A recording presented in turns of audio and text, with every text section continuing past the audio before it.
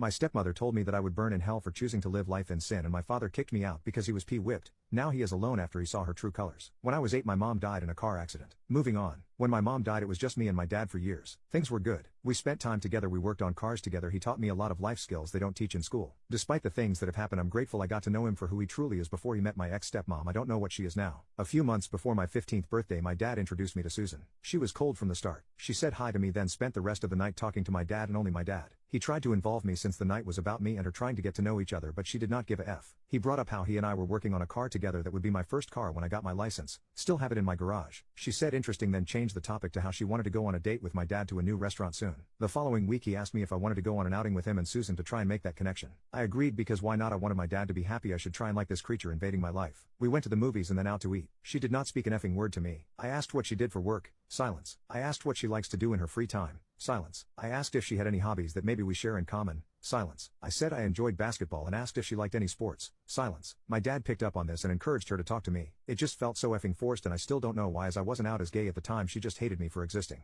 3 months after I met her, my dad told me he proposed. I brought up how she hated me and refused to talk to me. Why would he propose to someone who would make living in the house I grew up in feel like a prison I had to suffer through for 3 years until I moved out? He told me she would warm up to me and how she's told him she wants to know me, but I'm the one who isn't trying. Me. I invited that bitch to my basketball games with my dad and she declined every time. There was no lack of trying on my end. Be that as it is, she eventually moved in and I thought the house felt cold. I spent all my time in my room because I just did not feel wanted anymore. The house no longer felt like I belonged there. A month before I turned 16 they got married. I wasn't invited. Kid-free wedding. Alcohol. They didn't want loud distractions at the event. I don't effing know. I stopped caring about their relationship at this point. I could tell my dad felt awful and told me we would spend time together after the wedding, just me and him, to make up for it. I told him sure, I'll believe it when it happens, since we don't spend time together now anyway. We don't even work on my car together anymore. I do it by myself when he buys the parts for me. He supposedly bought me tickets to go see my mother's parents and we were gonna spend a week seeing where she grew up. Even now I feel like I'm gonna start crying. None of this would have happened if my mom hadn't died. None of this would be a thing if my dad listened to me about the woman he found my mom. Anyway, when I turned 16 I asked my dad to talk to him alone without Susan.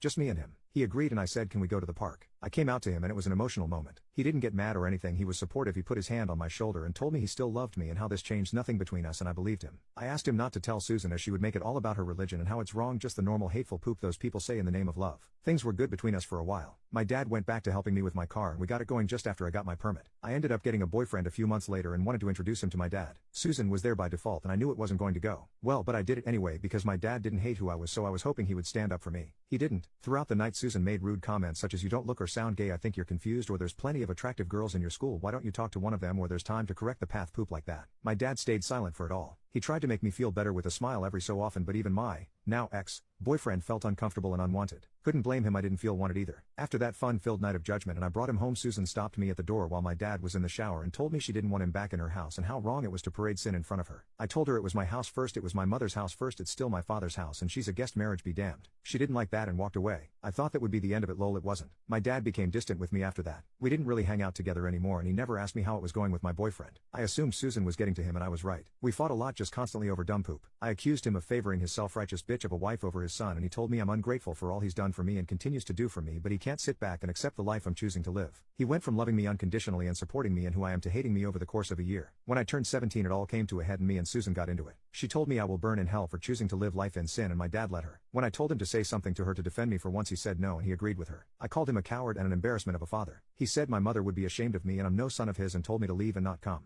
back. So I did. I slept in my car for a month before my boyfriend found out what I was doing and dumped me because it was embarrassing being with someone who's homeless and didn't want more judgment in school. No dad, no mom, no boyfriend, just me by myself in my car. I tried to keep going to school but stopped after a while, it just didn't feel worth it. Didn't die. Stole poop and sold it to save up money. Did another poop to live. Drove until I didn't know where I was anymore. Got a job. Got a place to live. And got a social life at 20. Now, living states away. I am 24 and I'm relatively okay. Not successful by any means, but I'm comfortable. I work in a small garage. I have a boyfriend who I've lived with for a year. I have friends who support me and enjoy being around me. I haven't spoken to my dad since I left. I've kept no tabs on him. I haven't looked him up on social media. I just don't care to. Well, about a week ago I got a message on Facebook. It's my dad. He tells me he's been trying to contact me for years but couldn't find me, which is fair, I haven't had social media. He divorced his wife and desperately wants to try and make it right between us before he dies. He has cancer, but I want to make it clear it's not terminal. He's getting treatment. Yes, he could die, but I could also die walking to take a poop in the morning, like whatever. He regretted kicking me out. He never agreed with what Susan was saying but felt he had to agree because she seems so knowing and right. I don't know, bro. He wasn't religious before he met her, but apparently spreading her legs he saw God. He wants to meet me and catch up. He told me if he does die the house is mine, the cars are mine, his money is mine. He doesn't have any money, so at most I'd get a couple of grand wowies. I am completely uninterested. I replied, You kicked me out in favor of your bitch of a wife who spent the entire time she knew me pushing us apart and you let her. I was 17 letting grown men F me for money. So I didn't starve. The fact that I'm alive at all is a miracle and I don't believe in heaven. I think when you die there is nothing next, but if there's something after this is then mom is looking down at you with hate and regret forever knowing you for the things you've done to me. I'm glad you have cancer. I'm glad you're feeling what I felt years ago when I needed you and you basically told me to F off and never come back. You should have stayed married to Susan. At least you'd have someone by your side when you die. The next time I want to hear about you is someone tells me you're dead so I can piss on your grave. F off, don't contact me again. I blocked him after that and I'm feeling empty now. I don't feel good about what I said but I couldn't stop myself. My boyfriend doesn't think I'm in the wrong but told me I could have been gentler since he could die. My friends say F that I should have been harsher. I think my boyfriend just doesn't want me to regret what I've said later if he does die but I don't know.